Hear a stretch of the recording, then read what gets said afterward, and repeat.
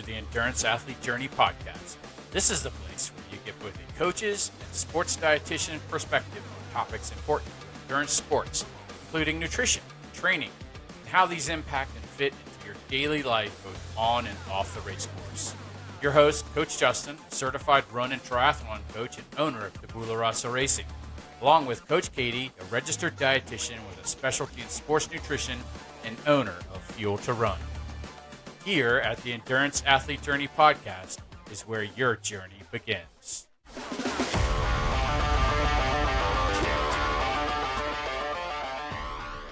Welcome to the Endurance Athlete Journey podcast. I'm your host, Coach Justin, along with Coach Katie. Today, this is episode 12, and it is called The Protein Paradigm in Endurance Sports. So we're going to be talking about some of the basics of protein consumption for endurance athletes, trying to clear up any kind of confusion that might be out there in terms of frequency and how much we should be eating, when we should be eating it, what kind of sources of protein should we be using animal versus, what do you call it? Non-animal.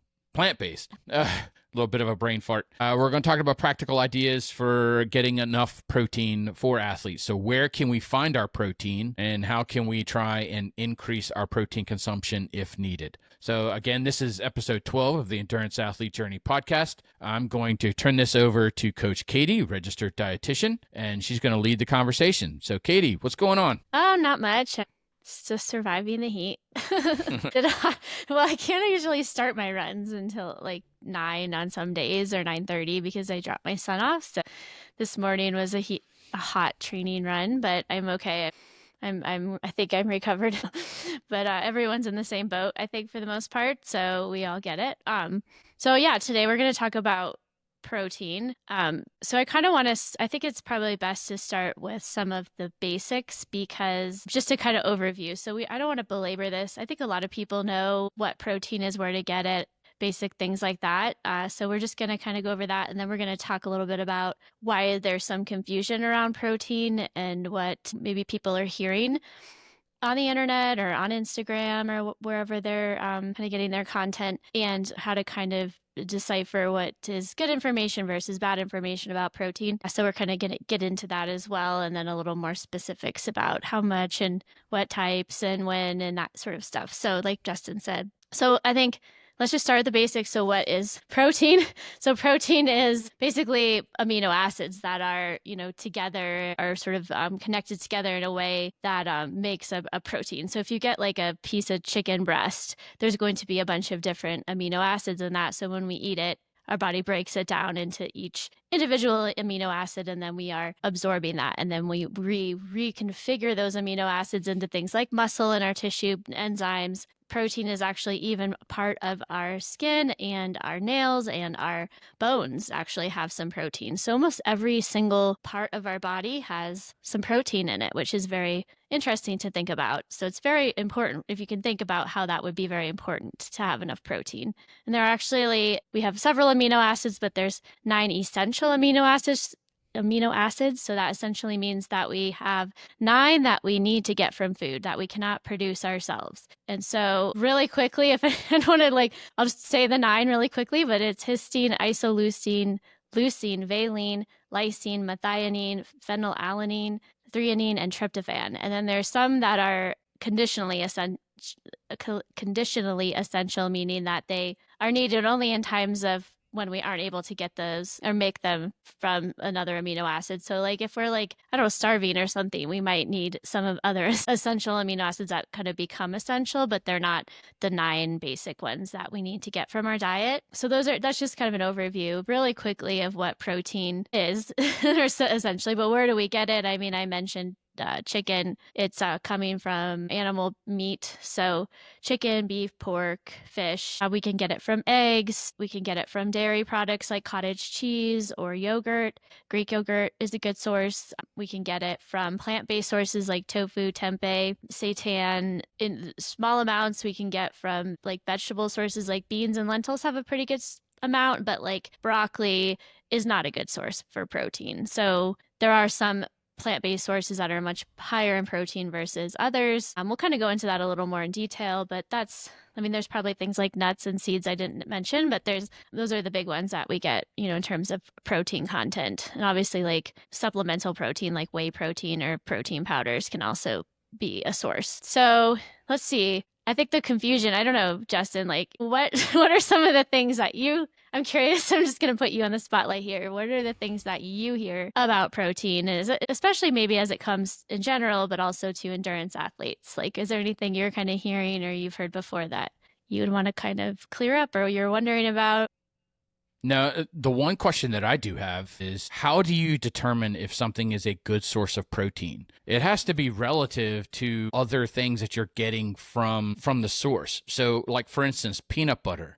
Peanut butter has protein in it coming from the peanuts, but the fat that comes from consuming peanut butter, does that make peanut butter a good source of protein? Or does it make it a source of protein, but you would be better off getting your protein from somewhere else, or you'd get better, quote unquote, bang for your buck by, focusing your protein consumption somewhere else.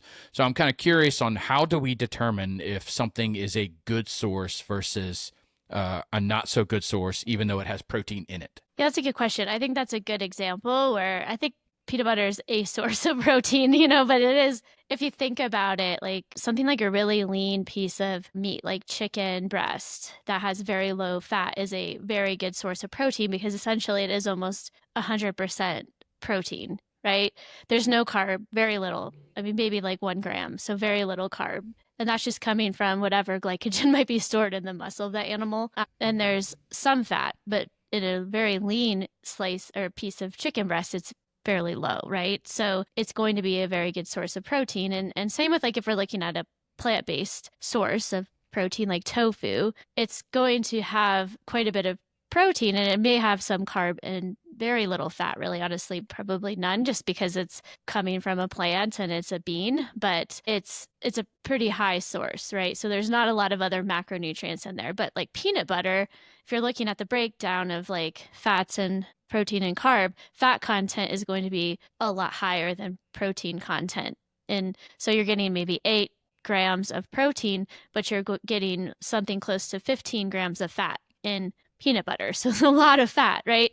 And that's probably a good thing. I mean, we do need fat too. We're not even going to talk about the other macronutrients in this podcast today, but fat is essential also. We do need it, but certain fats are essential anyway. But we don't, when we're trying to get a really good source of protein and you think about, maybe a general recommendation of 20 to 30 grams a meal, you could see how, wow, you're going to have to eat a lot of peanut butter and then you're getting all that extra fat in 2 tablespoons, 15 grams of fat and 8 grams of protein. You can see how that's going to add up real quickly in fat and calories. And so I think there's probably a good peanut butter might be a good source to have sometimes, but we don't want to rely on only that potentially, for our protein, because then we're going to end up having too much fat. So we do have to kind of think about those things. Something like broccoli is going to be like very, very high in fiber and only has, I think, a cup of broccoli, maybe like 2 grams of protein, but it's probably, I don't know the exact content of fiber in carbs, but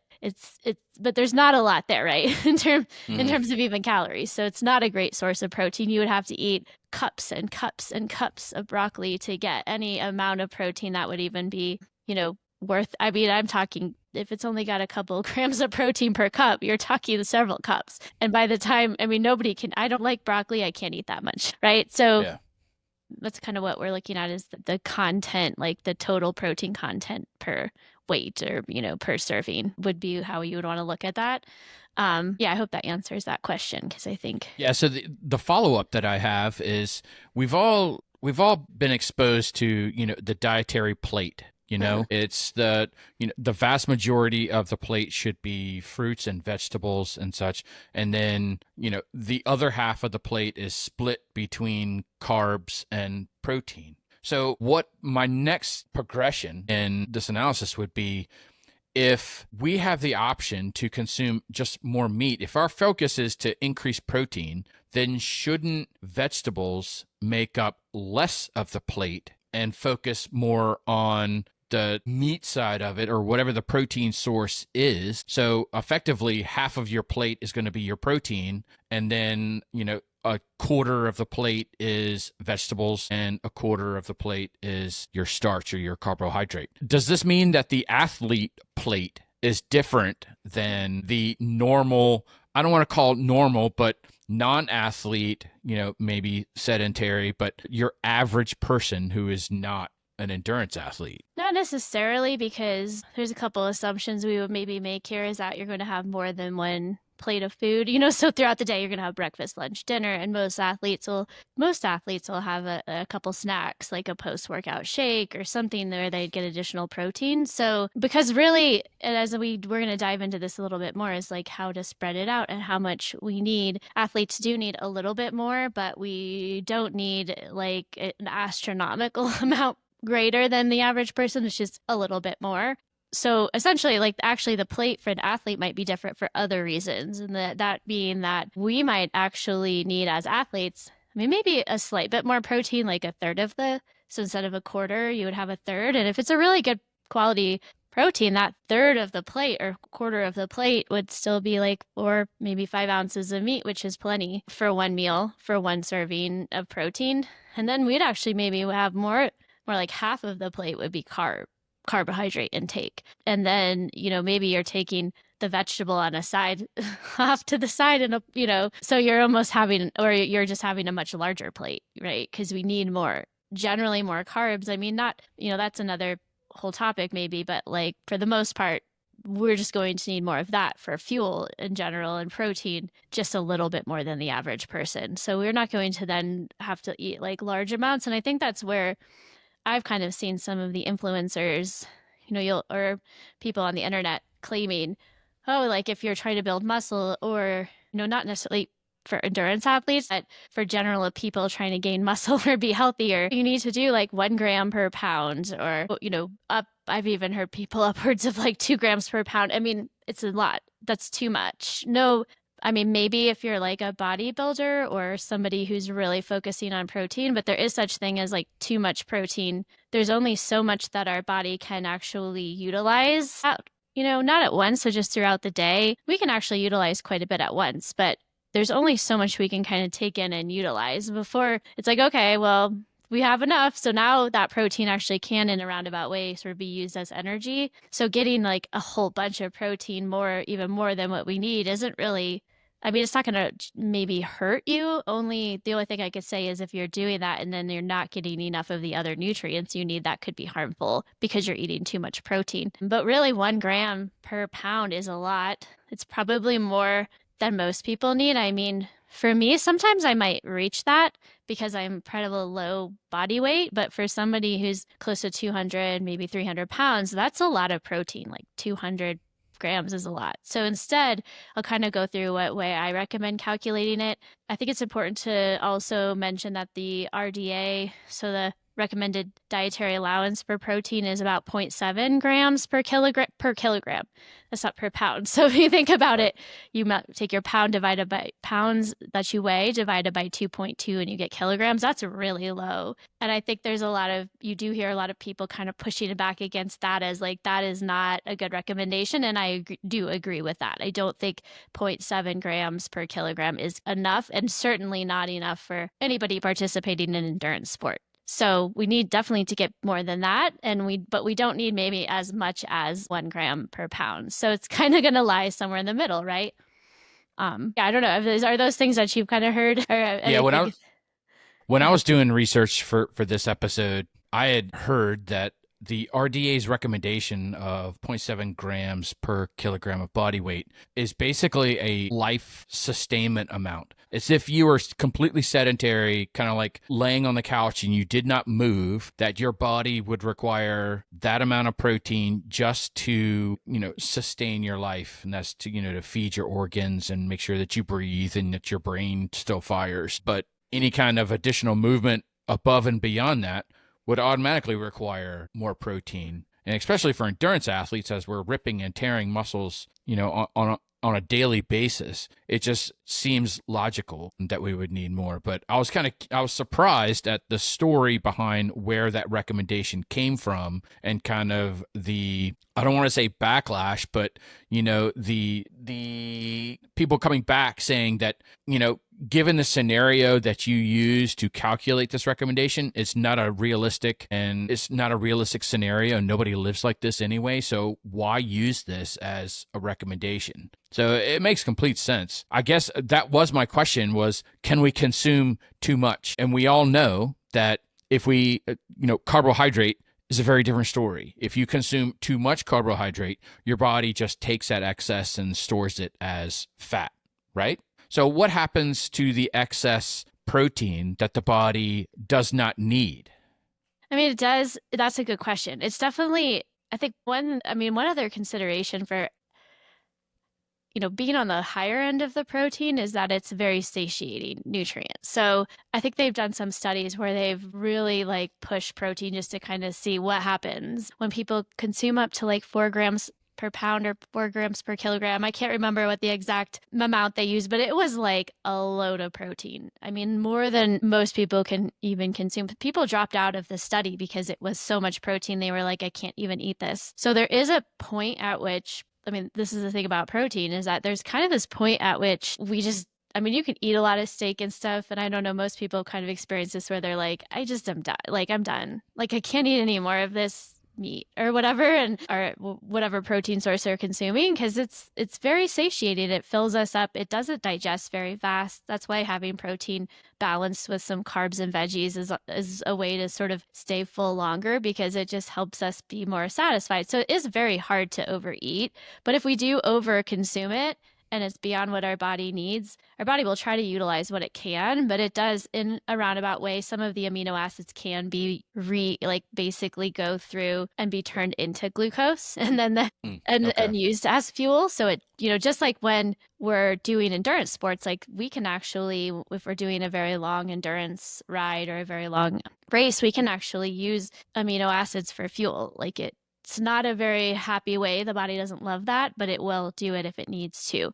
The problem is it's just not very efficient. And so that is a good way sometimes to maintain weight or to lose weight. When someone's losing weight, I always try to encourage them to have on the sort of higher end of the protein recommendation, because that protein is so satisfying and satiating. It kind of helps them feel full, and then if they're taking in excess, it's a little harder. It just takes more energy to digest protein than any of the other nutrients. So it's not like a solution. I wouldn't say like just eat protein all the time and you're going to lose weight, because you're still getting calories and it does get turned into energy, but it's just not as efficient. So that's, I think that's kind of a roundabout way of saying that. I think it's just hard to get too much. It's not like carbs. We can sit there and just like consume carb, right? Like it's easy to get into a bag of potato chips or, those highly processed carb foods. It's so easy to consume like 1,000 calories worth of like carbs and fat because they aren't that satiating, right? Like it's empty calories, but protein is much harder to like overconsume. So it's possible, but it's hard. And there's no real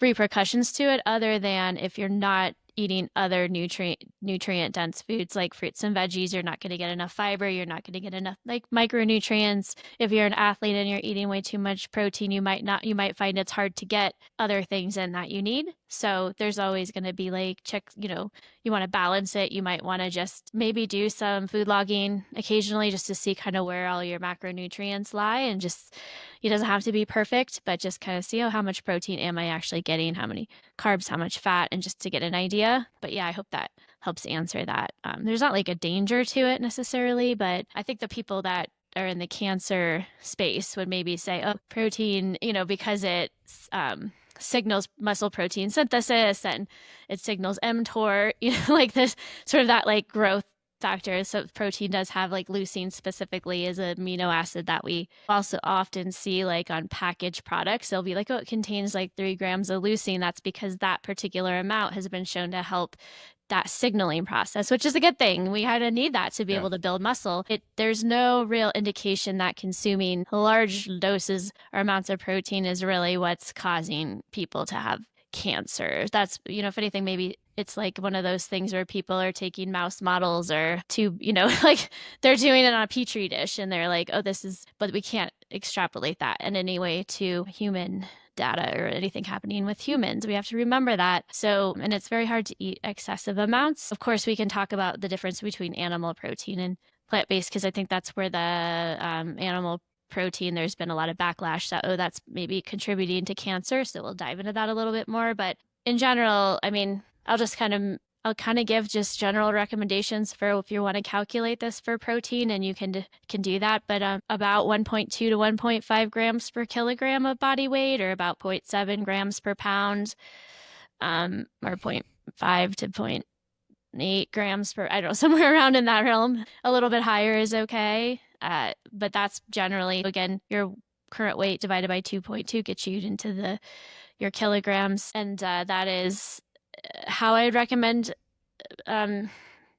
calculating it. The only problem is if somebody does weigh a little bit more, maybe they have excess body weight and, of course, they're participating in sports or something that, but it's like they're going to want to maybe take their like an ideal body weight and use that calculation, or an adjusted body weight. And you can kind of go online and figure out how to make those calculations, or how to figure that out. Maybe they're using that 1.2 to 1.5 grams per kilogram based on that. Because again, if you have extra weight, it's going to be a lot higher. Your protein needs are higher anyways, but you might be like, whoa, that's a lot. And so you may want to actually kind of calculate your needs based off of a different weight or a different scenario. But that'd be my general recommendations for how much to get. And it's going to be individual. Like, it's hard to come here and sit here and be like, this is the recommendation for people, because everyone has individual needs and things. And so it's just kind of that caveat there, right? Like, we're all a little bit individual. So figuring out sort of your unique situation. I know for me personally, I tend to need a lot more protein. When I was doing a lot of strict heavy lifting, I ate so much protein, and it just took a lot for me to be able to gain muscle, because I'm not an easy gainer. And so it took almost like that 1 gram per pound for me just to be able to get anywhere with gaining muscle. Whereas somebody else might be able to eat on the lower end, and they're just naturally very good at gaining muscle, and they don't have a problem. So maybe they don't need as much, right? Or they, at least theoretically, maybe don't need as much. So it's all very individual. Do you have anything to add or any other questions around that? I've been talking. I know a lot of our listeners are in the U.S. We do have some listeners that are outside of the country. Americans were used to using the pounds. So what we're saying is, what I hear is somewhere around the 1.7 to 1.8 grams per pound. No, it'd be just 0.7, because pounds, like if you're 120 pounds, you're going to be like 56 kilograms, right? So you're less in kilograms. So if you're pounds, it's like points, somewhere probably around 0.5 up to 0.8 grams per pound of body weight in the US. That's actually closer. That's closer to what the RDL's recommendation of the 0.7, but we're just talking about 0.7 grams per pound. So that's where it's confusing, because the RDA is 0.7 grams per kilogram. So that would be like 0.3 or 0.4 grams per pound. Of course, I'm just doing this out of my head, but it would be very low. So I just keep that in mind. I think it gets confusing because I'm throwing around a lot of numbers, but the RDA is it's 0.7 grams per kilogram.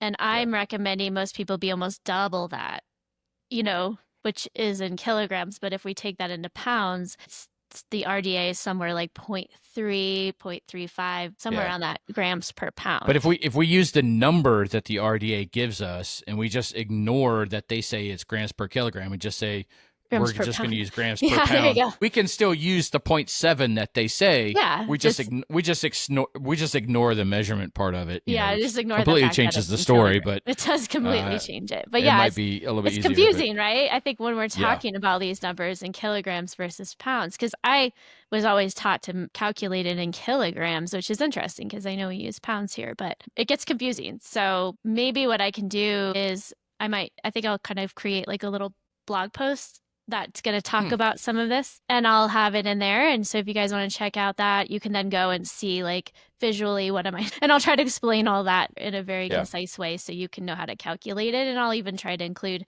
for those people who maybe do have a little bit of extra weight, how to calculate it based off of their adjusted body weight or ideal body weight. And sometimes it's just calculating it and then trying to hit that and then making those changes based off how you feel and what you find is optimal for you, because we're all a little bit different.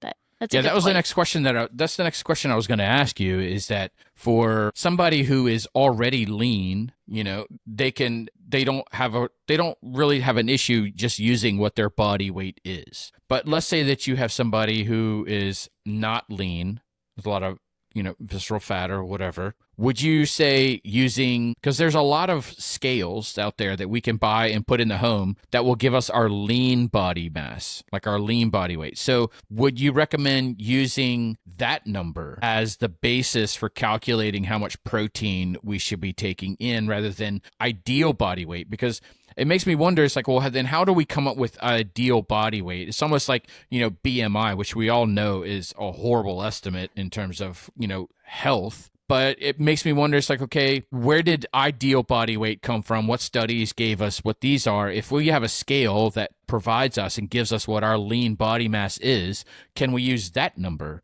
to estimate what our protein needs are? That's a good question. I don't know if there's any that's like takes how much lean muscle mass you have, if there's like a calculation based off of that. But I do think that's important information. So if you do weigh, let's say you take your ideal body weight and you're like, well, I weigh quite a bit more than this, but you get on a scale. I mean, ideally it would be, I think those scales work well, but if you really want to get scientific, you would maybe do like a DEXA or something like that to get pretty close to that as accurate. But let's say you're like you have quite a bit of lean muscle, but you weigh, like I remember working with the athletes at Colorado State University years ago, and there was a football player that was like 300 pounds, and they have them do DEXA scans, but he had only like 5% body fat. So I can't remember how much lean muscle mass he had, but it was a lot. So this guy was technically a BMI he was obese, right? According to BMI. Now, obviously, it's not obese, like that's ridiculous, right? But for him, I would not use, you're looking at those numbers, I would not use ideal body weight, because I'm going to calculate his protein needs way too low. I would probably actually he probably just needs a load of protein. It's probably going to be pretty close. We might adjust it a little bit down, but it's probably going to be pretty close to like that calculation that, maybe I'm like, okay, let's just say 1.2 grams per kilogram. And then we'll try, adjusting it around. Those guys typically don't have a lot of trouble getting protein anyway. So I'm not sure I was incredibly worried, but it was, so that I think you have to kind of take those things into consideration, because some people I'll ask them, well, what's the lowest weight you've ever been at? Or what's like, because maybe I'll use something like that because they just have they're very muscular, or they have very thick, like their bone structure is just a little bit larger. And so they're never going to be at that ideal body weight. Is just like a laughable joke, right? There's just not feasibly going to get there. They're going to look like they're starving at that weight. So I think as a practitioner, that is where I help people kind of figure that out a little bit. And so we might start with, I might look at what it is for ideal body weight. I might look at it at their current weight and come somewhere a little bit in the middle. So it's not always extreme, like, okay, this is very, very scientific or anything. It's just, and generally it works, because as long as they're getting enough and they play around with how much works well for them, and they're actually seeing gains in the gym, or they're feeling like they're not losing muscle mass, that is probably a pretty good amount. And our body is pretty good at, when we do kind of go a little bit under, I think our body can be pretty good at being thrifty. We just don't have that happen too much, right? Because then we start to pull from muscle. But I hope that answers that question. Yeah. I guess the next question that I would have is there anything that the body, other than feeling just overly satiated, are there any cues that the body sends us that we're taking in too much protein? For instance, if like our morning constitutions are challenging, or, if we look and see, how to describe what we see, is there anything that the body produces in terms of a signal to us that we either need to increase or decrease our protein levels? That's a good question. I think perhaps if you're eating a lot of protein and it's an excessive amount, you might have some discomfort, like bloating or gas, or You might, if you're not getting enough fiber because you're eating too much protein, it might be harder to go to the bathroom. I don't know if there's any like specific, like, oh, this particular thing in your bowel movement is going to Right. indicate that. It's kind of hard to know. I think it is, I don't think there's any like specific signal that, yeah, you're eating too much. I just think you're going to kind of feel like, wow, I'm pretty full, but I don't think it's like, oh yeah, this is a warning sign, like Okay. I don't know if I'm aware of anything like that. But Okay. yeah, I think it's like if you're getting too little, it's more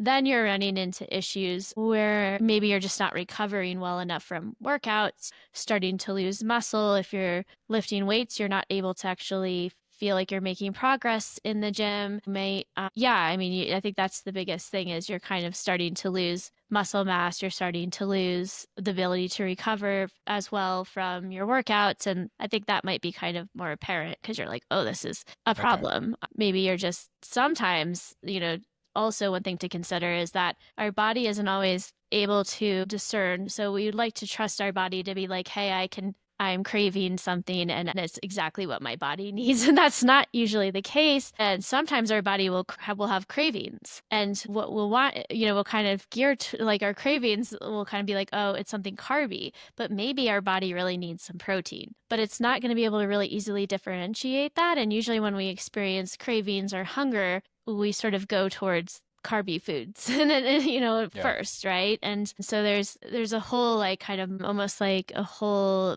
like research in this area of like people kind of over consuming these highly processed carby foods and the body just not being able to kind of stop and continuing to want these foods because what it really is trying to get at is get some protein, but it's not able to sort of have that signal of like I need protein. And of course there's exceptions. There's times I've been craving a steak or a hamburger, but sometimes I wonder if, maybe it's the protein, maybe it's the iron. I mean, I'm sure there are exceptions to that, but it's hard sometimes to know, like, well, I'm having these cravings. What do I really need? Maybe try having some protein and see if that's always what I tell.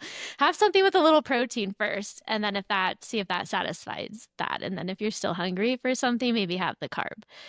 But that's just a suggestion to That's try. been my experience as well. Because I mean, after a lot of my long workouts, I usually save that's my pizza night or whatever and I want my carbohydrates. But sometimes I do have like a craving for a burger.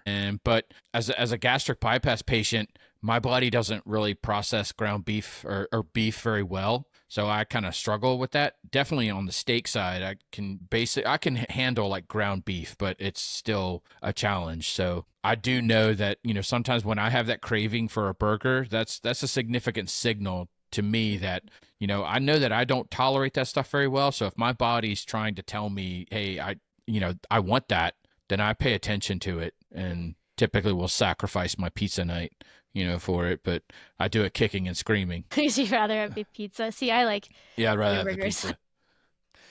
All But right, yeah, so yeah, let's move forward, and we're going to talk about does protein source matter? So it's this discussion of animal versus plant. I know that I've personally seen a couple of these documentaries on some of the streaming services on that plant-based diets, that we weren't developed to process meat, we weren't developed to eat meat, and that we should be using plant-based and it's easier for our bodies to handle and digest. So let's talk about this a that's an little bit interesting. more. Yeah, I've watched some of the documentaries. I feel like there's always an agenda behind them. I think whenever you're Yeah. watching these documentaries, please remember there's an agenda behind it. The people are always cherry picking research to figure out what's going to meet their agenda, and they like to scare people. So it's like, yeah, just keep that in mind because the thought that we didn't develop to eat animal protein is completely false. So I think we're omnivores, but we've been eating animal protein for years and years. I think we can't like look at what monkeys are doing because they're so far removed from what we are to say, oh, well, look, like the gorilla is eating, like, look at the Right. gorillas Yeah. eating only plants and they're huge. Okay, let's just make it, doesn't matter. Doesn't have anything to do with us really. We're very different almost species at this point. So I think it's interesting how people like to make those types of correlations.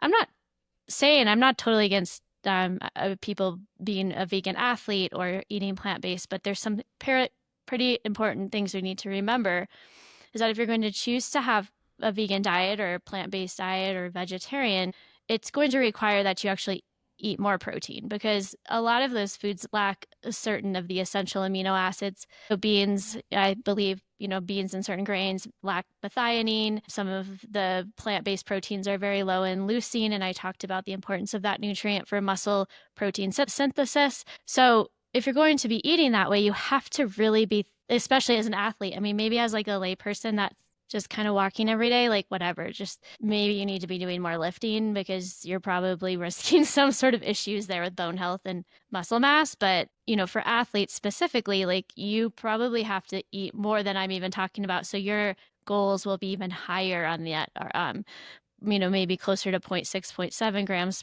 per kilogram because those vegan and vegetarian sources are kind of lacking enough of the essentials. So you kind of have to make sure you're eating enough of those sources throughout the day to make sure you're getting enough of all the amino acids that you actually need. And I think, and that's really hard, right? It's like, I mean, I like tofu and I like those things, but I don't like to eat as much as I would need to eat of those foods alone. I'm going to be like bloated and I'm going to have like gas all the time. I don't know. Like, Yeah. I'm just going to be like, I just don't know how to do it with the calorie. I already have a struggle sometimes getting enough in, So personally, I have an experience of trying to be vegan because I do like animals. It's a conundrum. I get the ethical side of it. I love animals like I do. But when I go vegan, it was bad repercussions for me. My performance was terrible. I got extremely iron deficient anemic. I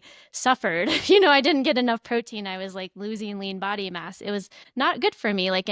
So I have to make this choice personally. Like, do I then consume some animal protein so that I can be the best athlete and have the best muscle mass? And I already struggle building muscle. So like you have to sort of think about the ethical side of it. There's definitely people that argue against the environmental side. I'm not going to go down that road. That's a whole rabbit hole.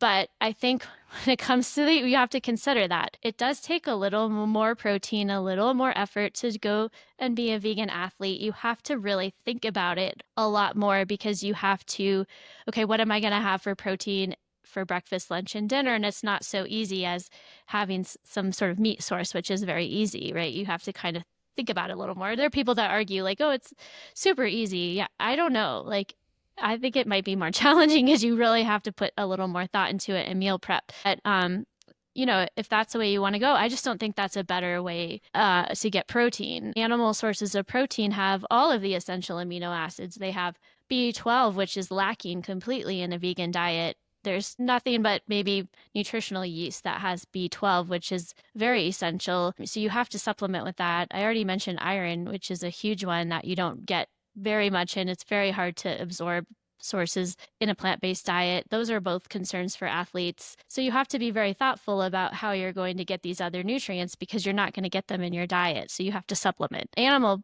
proteins contain all the amino acids, and they also have lots of nutrients in them. So when you're hearing things like, oh, animal protein causes more heart disease, I think we also need to be a little bit aware of what the research is more correlational in a lot of these situations. There isn't necessarily, it's really hard in nutritional science to be like, hey, we're going to put you on like a meat-based diet, and then we're going to put this other group on a vegan diet, and we're going to make you do this for like 20 years. You know what I mean? Yeah. See what happens. We're just going to see no one's going to do that. I don't want to be, I don't want to be placed into something like that for a research study. It's very hard to do. So a lot of these are just correlational. We have to think about other lifestyle factors. What I would say is that I encourage people to get a variety of different kinds of protein in their diet. Like, get animal sources that are maybe leaner if you're worried about the saturated fat. Get plant-based sources like tofu, tempeh, edamame, lentils, beans. Like, those are all wonderful sources of protein. And if we can just get a variety of them, you'll probably meet your amino acid needs, your protein needs, and you'll be okay, especially if you're also eating lots of fruits and vegetables and whole grains and things like that contain fiber. Like, that's very protective against colon cancer. I think I kind of wonder in some of these studies if they're not looking at people that are kind of like meat eaters, but they're the typical American diet sort of situation where they're eating hamburgers and French fries and they're not eating a whole lot of any any vegetables, which is, definitely a recipe for cancer, I think, or at least colon cancer. Yeah. So we have to be kind of careful about what we hear and who's making that agenda, like that, like whether they're claiming and whether like, are they also vegan? I mean, I have been in the past. I have tried that lifestyle, and I have, because some people call it a lifestyle, but I know where I am now, and it's somewhere in the middle. I'll eat vegan meals, I'll eat vegetarian meals, I'll eat all sorts of different proteins, and I do love tofu, and I do love, I love vegetables and all those things. So I think it's like the variety that's the important thing. And so I just don't want athletes to be there thinking, my gosh, I'm going to get cancer because I'm eating animal, or I'm going to have heart disease because I'm eating animal sources because I saw this documentary or something like that, because there's lots of scare tactics. Just try to eat a good variety of different types of protein, and you'll be okay. Believe me, you'll be okay. There's no fear. Just, I hope that answers that, because that's a little long, but I feel like that had to be said. Yeah, so I guess my follow-up question would be, if we had to compare the volume of food that we would have to eat under a vegan plate versus that of a carnivore or omnivore plate, for instance, how much lentils would we have to eat to make it equivalent to, a 4 to 6 ounce chicken breast? That's my concern. It's like the volume of food that we have to eat in order to get the same amount of protein is a concern. Right. Yeah. So half a cup of lentils has 8 grams, and a chicken breast, 1 ounce, has roughly 7 or 8 grams. So 3 ounces of chicken, which is roughly the size of the palm of your hand, is going to be 21 grams. To get that amount, you'd have to have, well, probably like a cup and a half of lentils or so, roughly. Maybe a little less, but that's a lot of lentils. Yeah. I mean, I guess that's a good thing, is there's a lot of volume. So if you're trying to lose weight, or you want to feel more full, you can eat you'll have a load of food. But some people are very sensitive to those foods because there's lots of fiber as well. And so again, I mean, my thought is like, I'm going to go running. I have kind of a sensitive stomach when I'm running. I do a little bit better. Let's say if I eat like a little bit of chicken and some pasta the night before a long run. If I had like a couple cups of lentils, I just don't know if that would go very well for me, like the very next day on my run, on my long run or a race, right? So it's like there's got to be you've got like considerations there too. I mean, sometimes we can kind of tolerate those things better when we eat more of them, but yeah, it's definitely something to think about when you're planning meals and you want to go more vegan or vegetarian. All right. So I get right now we've kind of discussed the discussion or choices between animal versus plant. My takeaway from that is I feel like I'd have to eat more under a plant-based diet than I would under a diet with animal proteins. And given my digestive system and things like that, I don't think that I would survive under an animal based or under a plant based. Any sort of bowel surgery, like a bariatric surgery. Yeah, I don't think I would recommend. I remember having people when I consulted for post bariatric surgery diet that were like vegetarian or vegan, and I'm like, well, you're just going to be living on protein powder. I don't know how you're, you know what I mean? Like, I don't know how you're going to do this, right? Like, it's going to be, because the volume, and they have these small little pouches or small stomachs, right?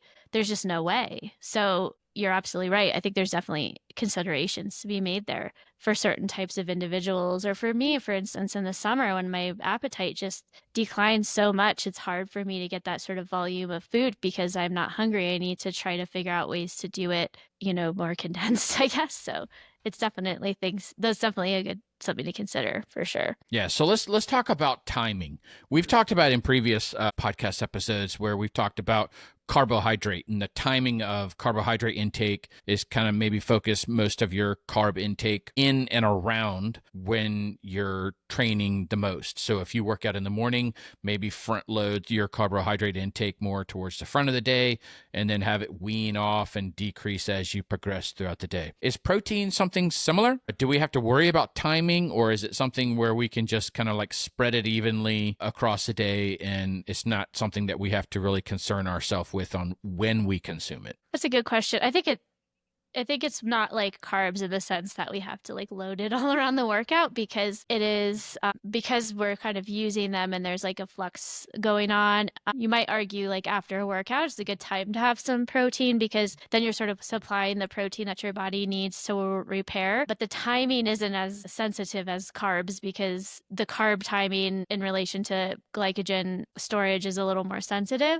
There's actually studies that say like, yeah, you could probably, wait even a couple hours and have some protein after a workout and you'd still be okay. So I'm not saying that meaning like you shouldn't prioritize protein somehow, because I think for athletes, we're trying to optimize, right? Because even the research is like, you could, even people who get like 2 huge loads of protein a day still seem to do okay, so maybe they get 50 grams and 50 grams and they only eat 2 meals and they're still okay. But just being okay and being able to utilize that protein doesn't mean it's like optimal.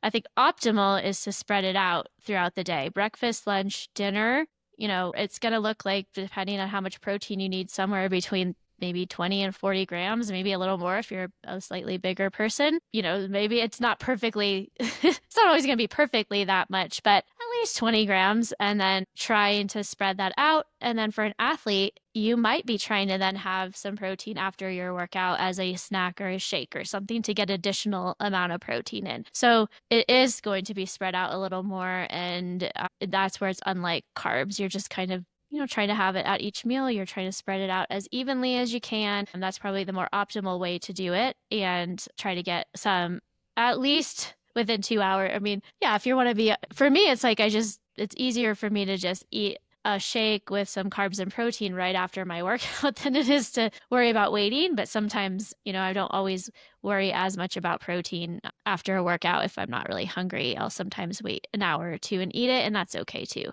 So you don't have to be like the gym bro who has the protein shake right after your workout and you're just like walking out of the gym and you haven't even barely finished your workout and getting your protein in. You don't have to be that intense about it. If you can be a little bit more lenient, but That's exactly what I was about to ask you because, I'm a heavy user of the gym. And so, I do have a heavy focus of strength training right now. So that was going to be my question is like, should I be like immediately coming home after a weightlifting session and consuming protein? Does the kind of protein that I take in matter? So we've heard like whey protein and those types of molecules are easily absorbed into the body. So if you drink like a protein shake that is made from whey protein, what I find in my experience is that it satiates me for like 15 to 20 minutes. And then 25 minutes to 30 minutes later, I'm hungry again.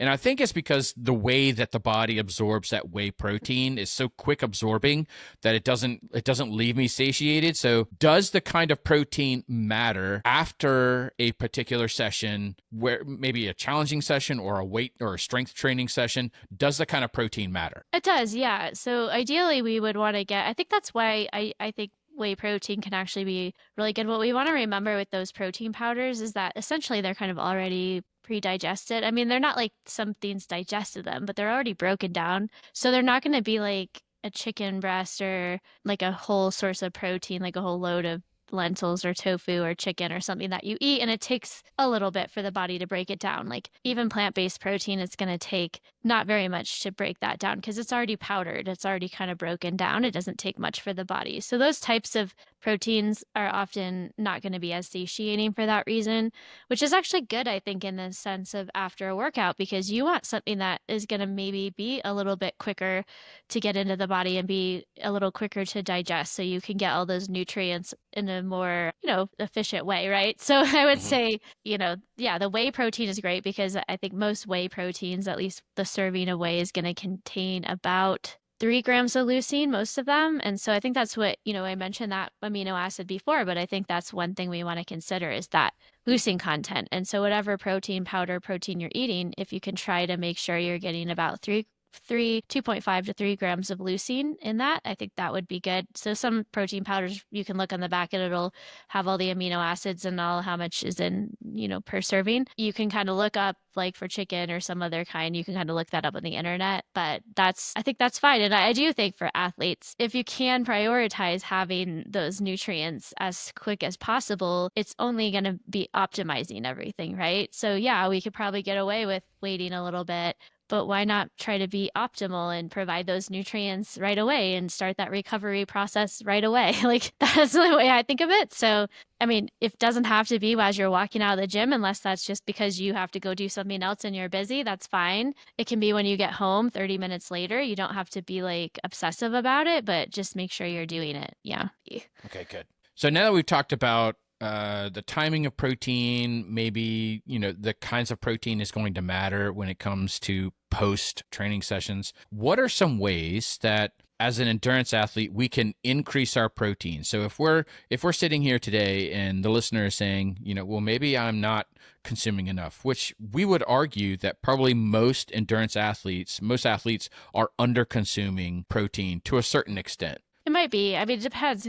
There's a lot more now about protein. So I think the awareness is getting better amongst the endurance athlete community that protein is important. But I think there probably are some subset of people who just really aren't getting enough. I see it a lot, actually, with some of the athletes I work with who aren't getting enough. So it's true. Yeah. So how can we increase it? What can we do to either our existing meals or the way that we eat? How can we increase our protein without becoming obsessive about making sure that we're eating like all the time? Because that's not healthy either. I find that, for me, the 3 meals a day and the multiple snacks actually reinforces bad habits in my head, where it feels like I'm constantly eating and it's that grazing mentality, and it doesn't fit my personality well. So, somebody who says, well, let's kind of focus on 3 meals a day, maybe like one additional snack in there. What can we do to increase our protein take? Yeah, I think the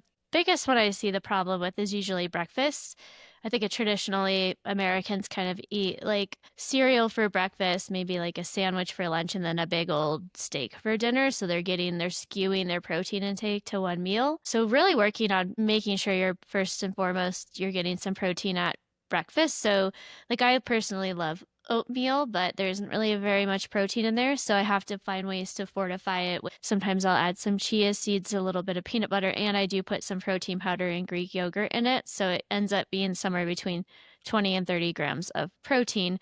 Or I'll do like a Greek yogurt bowl. I mean, obviously eggs can be a great choice, but yeah, you have to really make sure you're trying to, so whether you have to, you don't have a lot of time, maybe making like an egg bites or hard-boiled eggs at a time, or or if you like something like cottage cheese or Greek yogurt, maybe making like a parfait with some berries, just sort of trying to get switching up your breakfast. If you're traditionally having cereal, I hate to break it to you, but that's really just not the best choice in general, especially if you're trying to get protein, because then you have to kind of think to yourself, well, what am I going to do for protein? And then it's going to have to be something on the side or something you mix in, which is hard to do. So just kind of thinking like if you can start the day out with a good amount of protein, usually the other meals aren't that hard, because most people have some sort of protein with dinner. And so, making sure lunch, you got a little bit of something. I mean, it could be just meal prepping something like having some meat, or that you've prepped some chicken or something that you throw on a salad or whatever, but you're just thinking about that a little bit. But traditionally, I think breakfast is the harder one. So it's okay to do protein powders too. Like I use them, like I said, sometimes in my post-exercise drinks, and then sometimes in oatmeal or things to kind of fortify my protein intake at certain meals. Protein bars and like protein focused snacks are okay that are convenient. You don't want to rely on those, because just remember that protein powder and things like protein bars often, don't always contain a lot of other nutrients. They're just protein, amino acids. There's not any of vitamins or minerals and fiber usually, unless they add it in somehow. So just keep that in mind. It's not something you want to really like rely on your whole day. Like all I'm eating is protein bars and shakes. That's not going to be good, because you're missing out on a lot of essential other nutrients. So those are okay, but trying to also think about how you can plan ahead, make extra chicken, maybe a tofu. I do like sometimes air fryer tofu, or I make a couple blocks of tofu, firm tofu. I take out the water, marinate it, and throw it in my air fryer and make like kind of these crispy tofu squares that I throw in different things. I do string cheese, like low fat string cheese and cottage cheese, and edamame is great to add to things because it's got quite a bit of protein. So just trying to think of ways to like, oh, what could I throw in here? Maybe some pumpkin seeds, some edamame into a salad, some cottage cheese. Like you could really fortify a meal pretty well with certain things that you just add in to get a little additional protein. And, a little bit can go a long way. Like remember, 3 ounces of chicken is 21 grams or somewhere around that, close to that for protein. It's not very much, so you don't have to like also be eating like huge loads of it. So just, also keep that in mind. Like it doesn't have to be like this huge steak or this huge piece of chicken. You could probably even, some of those pieces of chicken that I see, so you could even cut those in half and have it like 2 meals, to spread it out a little better. So I hope, that's good. Those are kind of my ideas anyway, but just sort of focusing on at least maybe whatever meal you tend to maybe not get enough at, and focus on that first so you don't become too overwhelmed with it. But yeah, that would be I really like the protein fortified oatmeal. I was never a big fan of oatmeal, and then I kind of got into it because it was really easy to make and really convenient. But then I realized, I was like, oh man, this is really just like all carbohydrate, so there's like no protein in it whatsoever. But once I started adding in the protein, and you can get all these different kinds of flavors and protein powders, so it can really like increase the variety of oatmeal that you have available to you just by having a couple different tubs of flavored protein powders. So I've really kind of enjoyed that as part of my diet. Yeah, absolutely. One last question that Okay. I kind of wanted to bring up. Head out in like 1 minute. Oh, okay. Hopefully well, maybe we'll save this as kind of like some supplemental content. But I want to throw the question out there: is as endurance athletes, when should we train with protein? During our session, we've focused all of our conversation on making sure that we're bringing in the right amount of carbohydrates during our session. So during our run, we're taking in gels and chews and all kinds of stuff. When should we consider adding a little bit of protein during our workout? So maybe that's something that to consider in the blog post. So keep your eyes out when we push out. Like quickly, I think I'll put some, maybe we can create like a little blurb on that or something like we can push out, or I'll include it in my blog post. But I don't think, I know there are a lot of products with protein, for the most part, unless you're doing like a really long, like Ironman or a really long endurance race, you probably don't need to have protein during. But it probably wouldn't hurt to have some for something really, really long. Because you're like thinking if you're doing it for like a whole day, like you're not getting protein for like a whole day if you don't do, some sort of protein, but it can be hard to digest. So it's probably, we can kind of maybe I'll touch a little bit more in depth on that in the blog post, or we'll just kind of post something. But that's real quick, I think, a little teaser. Like It might depend. Yeah. So that's interesting because I'd really like to know some of that. Right. As we get into long course racing. So, all right, guys. So this is going to wrap up our, let's see, what episode was this? This was episode 12 of the Endurance Athlete Journey podcast, where we talked about the protein paradigm in endurance sports. So our next episode is going to be actually our second episode of the Coach's Corner. So keep an eye on that. That will be coming out next week. And Katie, anything else that we want to say before we sign off here? No, I think we touched on a lot. I think we did it in a really concise way. So hopefully people find value in this. Yeah. Nice. So we kept it close to an hour. So you're welcome, Stephanie. So, all right, guys, we will see you all again next week, again, with our second episode of the Coach's Corner. I'm Coach Justin, along with Coach Katie. We thank you for listening to the Endurance Athlete Journey podcast. Thank you, guys, and talk to you later.